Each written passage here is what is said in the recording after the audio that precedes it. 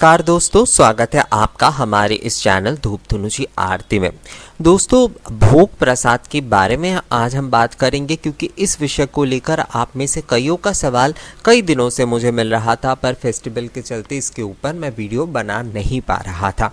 तो आप में से कई लोगों का ये सवाल मुझे मिला है कि क्या हम भगवान को प्रतिदिन जो भोग प्रसाद चढ़ाते वो चढ़ाना चाहिए या नहीं, क्योंकि ज़्यादातर हमने ये सुना है और कई जगह पर ये पढ़ा भी है कि हम जो है अगर ब्राह्मण नहीं है, अगर हमारी दीक्षा नहीं है तो हमें भोग प्रसाद नहीं चढ़ाना चाहिए। खासकर देखिए, सभी के पास दीक्षा तो नहीं होती है, अर्थात सभी लोग जो है वो गुरु मंत्र या फिर दीक्षा वो नहीं लेते हैं। पर मूल रूप से यहाँ पर प्रश्न यही उठता है कि अगर हम जो है अब्राह्मण है, हमारे परिवार में जो है उपवीत धारण करने की रिवाज नहीं है जो कि ब्राह्मण परिवारों में होती है, तो क्या हम भगवान को भोग प्रसाद जल आदि अर्पण कर सकते हैं या फिर केवल जो है हमें अक्षत पुष्प और धूप दीप से ही पूजा करना चाहिए। तो देखिए दोस्तों, यहाँ पर एक विषय जो है सबसे पहले समझना बहुत ज़रूरी है, वो ये है कि अगर हम अपने प्रतिदिन की सेवा पूजा में भगवान को भोग प्रसाद बहुत सालों से चढ़ाते आ रहे हैं और भगवान हमारे उस सेवा को ग्रहण कर रहे हैं, किसी भी प्रकार की कोई अड़चन, किसी भी प्रकार की कोई बाधा, किसी भी प्रकार की कोई विघ्न अगर जो है हमारे उस क्रिया में नहीं आया है, तो हमें उस विधि को जारी रखना चाहिए। उसे बंद करने की किसी भी प्रकार की कोई आवश्यकता मुझे नहीं लगता है, क्योंकि अगर भगवान आपकी पूजा को, भगवान आपकी सेवा को ग्रहण कर रहे हैं, तो मुझे लगता है इससे बढ़कर तो और कोई कुछ हो ही नहीं सकता। हाँ, शास्त्र के कुछ विधान है, शास्त्र के विधान के अनुसार ये नियम है कि जो ब्राह्मण होंगे वही जो है भगवान को जो नैवेद्य है वो मंत्रों के साथ, मंत्र उच्चारण के साथ जो है उन्हें वो निवेदन करेंगे। अर्थात बाकी जैसे षोडश के अलग से मतलब षोडश की जो दूसरे विधियाँ है, दूसरे जो सामग्री है, चाहे वो धूप दीप हो, पुष्प हो, पुष्पमाला हो, वस्त्र हो, गहने हो, ये सारे वस्तु जो है वो हर कोई जो है भगवान को निवेदन कर सकता है मंत्रों के साथ।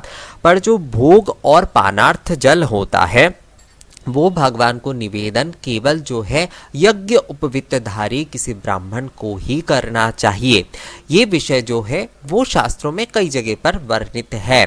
पर यहाँ पर देखिए दोस्तों, यहाँ पर एक विषय और भी है कि भक्ति भावना के साथ, कई जगह पर यह भी कहा गया है कि भक्ति भावना के साथ, जैसे गीता में ही इसका बहुत मतलब साफ तौर पर इसे कहा गया है कि भक्ति भावना से पत्रम पुष्पम फलम जलम, अगर आप भगवान को निवेदन करते हैं तो वो उसे ग्रहण करते। तो आप अपनी भक्ति भावना के साथ अगर सालों से भगवान की सेवा पूजा आदि अगर आप करते आए हैं और उसमें जो है आपने भगवान को भोग लगाया है, भगवान को जो है नैवेद्य अर्पण किया है, तो आप उस क्रिया को, उस विधि को जो है बंद मत करिए। उसे जारी रखने के साथ साथ जो है आप कुछ दूसरे नए विधि जो है वो आप उसमें ऐड कर सकते हैं। जैसे मैं हमेशा धूप पूजा के बारे में जब भी वीडियोस बनाता हूँ, धूप सेवा, धूप पूजा के बारे में मैं जब भी आप लोगों को कहता हूँ, तो मैं कभी भी ये नहीं कहता हूँ कि आप लोगों को अपने परिवार की प्रथा, अपने परिवार की नियम, अपनी पूजा पद्धति, यानी कि जिस पद्धति से आप लोग पूजा करते आ रहे हैं उसे बदलने की जरूरत है। मैं कहता हूं कि उसके साथ साथ जो है आप धूप पूजा, धूप सेवा, धूप आरती, इन सारी विधियों को जोड़कर जो है ना आप अपनी पूजा पद्धति को पूर्ण कर सकते हैं। अर्थात एक विधि को बंद किए बिना ही दूसरी विधि का पालन, यानी कि उसमें उसे युक्त किया जा सकता है, उसमें कोई समस्या नहीं है। तो मूल विषय जो है, जो कि इस सवाल का अगर बहुत संक्षिप्त में और आसान जवाब दिया जाए तो यही है कि अगर आपके सेवा भगवान ग्रहण कर रहे हैं तो आपको उस नियम को बंद करने की कोई ज़रूरत नहीं है। अब यहाँ पर विषय आ जाता है कि कई लोगों का ये भी सवाल होता है, तो क्या हम हर प्रकार के भोग चढ़ा सकते हैं? अगर हम अब्राह्मण हैं तो क्या हमें अन्न का भोग देना चाहिए, चावल का भोग देना चाहिए, केवल फल का भोग हमें देना चाहिए, या फिर जो है हम पूरी सब्जी ये सब कुछ भगवान को चढ़ा सकते हैं या नहीं?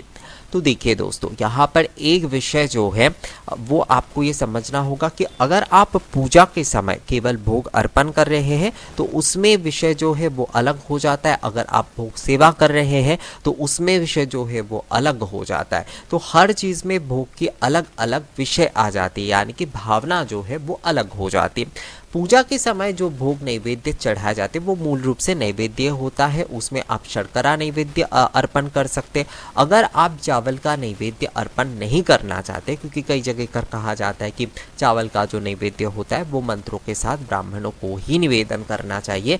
मैं पके हुए चावल की बात नहीं कर रहा हूँ, केवल अमान्य यानी कि जो कच्चे चावल होते हैं उसकी भी बात कर रहा हूँ मैं। तो वो जो होता है वो जब भगवान को अर्पण किया जाएगा तो उसे मंत्रों के साथ अर्पण करना होता है। तो आप उस चीज़ को स्किप कर सकते हैं।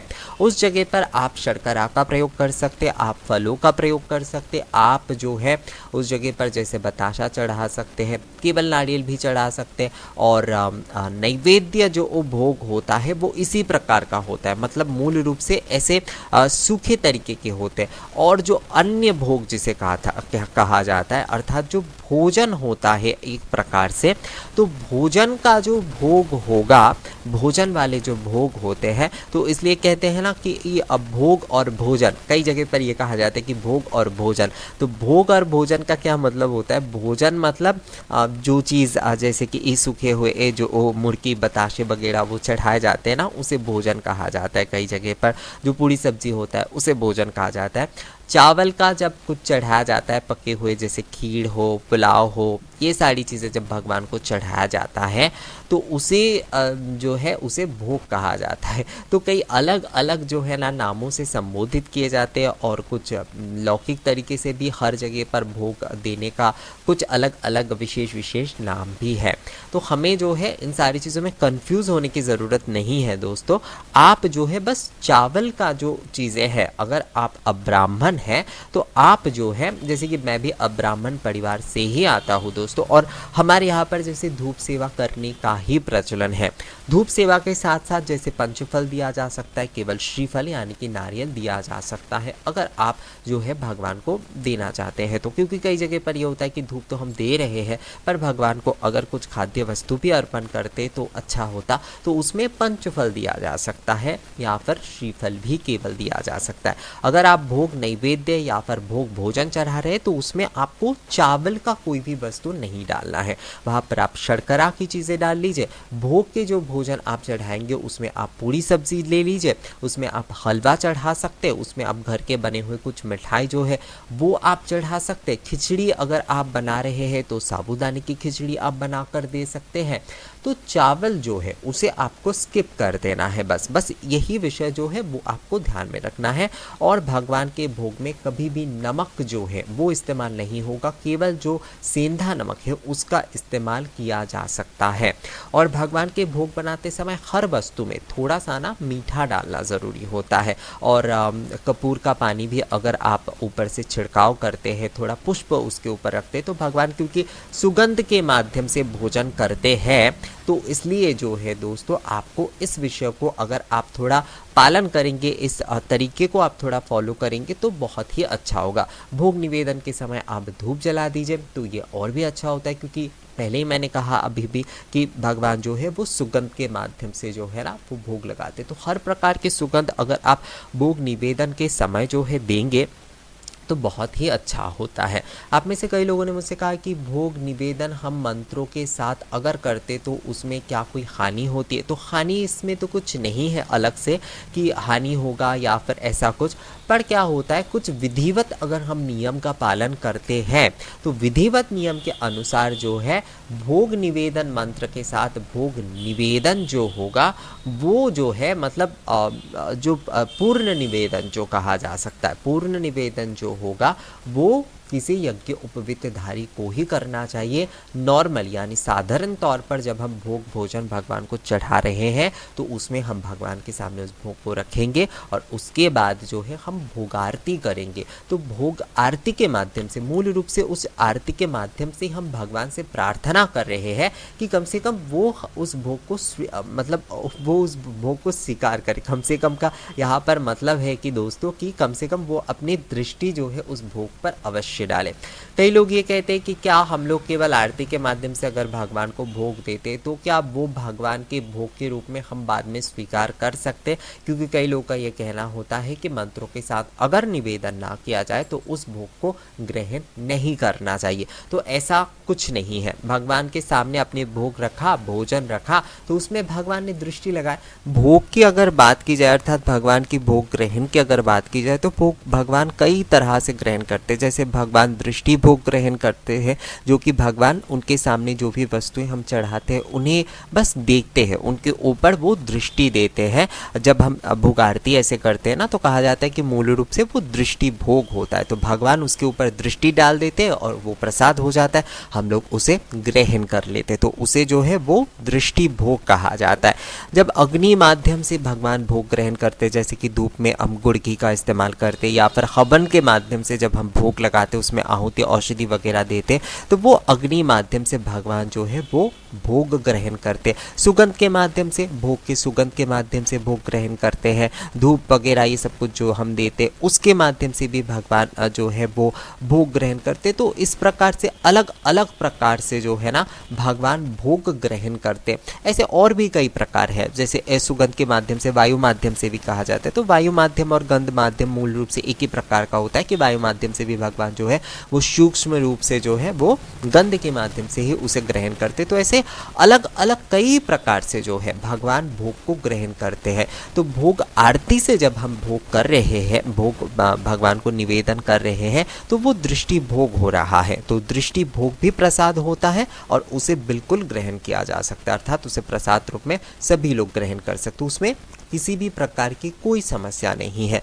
कई जो अब्राह्मण परिवारों में जैसे दुर्गा पूजा होती है या फिर उनके नित्य सेवा भी होती है, वहाँ पर ना ये इस नियम का पालन किया जाता है कि वहाँ पर भगवान के सामने इस तरह से दृष्टि भोग लगाए जाते हैं, भगवान के सामने भोग रख के उनकी आरती की जाती है। तो पूर्ण जब मंत्र निवेदन के माध्यम से, इसलिए कहा जाता है कि मंत्र के माध्यम से भी भगवान भोग लगाते हैं, क्योंकि मंत्र के माध्यम से जब भोग निवेदन होता है तो हर किसी के लिए अलग अलग प्रकार के है दोस्तों। आप चाहे तो धूप नैवेद्यम भी निवेदन कर सकते, आप चाहे तो भोग आरती के माध्यम से भी भगवान को भोग लगा सकते। तो हर किसी के अपने तरीके होंगे। तो हमें जो है ना ऐसा सोचने की ज़रूरत नहीं है कि एक पद्धति जो है वो बताया गया है या फिर हमने कहीं पर सुना है, हमने कुछ पढ़ा है, तो हमें जो है अपने नियम और पद्धति का पालन जो है वो छोड़ देना चाहिए। ऐसा कुछ नहीं होता है दोस्तों, हमें अपने परंपराओं का पालन बिल्कुल करना चाहिए। किसी के भी बातों से जो है ना हमें जो है घबरा कर उस परंपरा और उस पद्धति को बंद नहीं कर देना है। कई लोग ये कार्य करते हैं, पर आपके परिवार में जो चीज़ चले आ रहे हैं उसे कभी भी बंद ना करें। उसके साथ आप नए नियम जो है वो आप जोड़ सकते हैं, पर उसे बंद करने की आपको ज़रूरत नहीं है। आप मंत्रों के माध्यम से भले ही ना निवेदन कर पा रहे, आप भगवान के सामने भोग रख के जो है उसे आरती के माध्यम से भगवान को निवेदन कर पा सकते हैं। आप जो है धूप के माध्यम से भगवान को भोग लगा सकते हैं, आप जो गंध के माध्यम से भगवान को भोग लगा सकते हैं। तो भोग लगाने के अलग अलग बहुत से तरीके होते हैं दोस्तों, इसलिए जो है आपको बदलने की कोई ज़रूरत नहीं है। यहाँ पर आप चाहे तो नई चीज़ों को बस ऐड कर सकते हैं। तो दोस्तों भोग को लेकर मुझे लगता है जैसे कि आप लोगों में से कई लोगों ने मुझसे कहा था कि हम भोग लगा सकते हैं या नहीं अगर हम अब ब्राह्मण हैं, अगर हम दीक्षित नहीं है। तो मुझे लगता है इस वीडियो को देखने के बाद आप लोगों का वो कन्फ्यूजन थोड़ा दूर हो गया है कि हम अब भोग लगा सकते हैं या नहीं उस विषय में। तो दोस्तों ये वीडियो आप लोगों को कैसा लगा मुझे कमेंट्स करके ज़रूर बताइएगा। अगर ये वीडियो अच्छा लगा है तो इसे लाइक और शेयर भी ज़रूर कर दीजिएगा।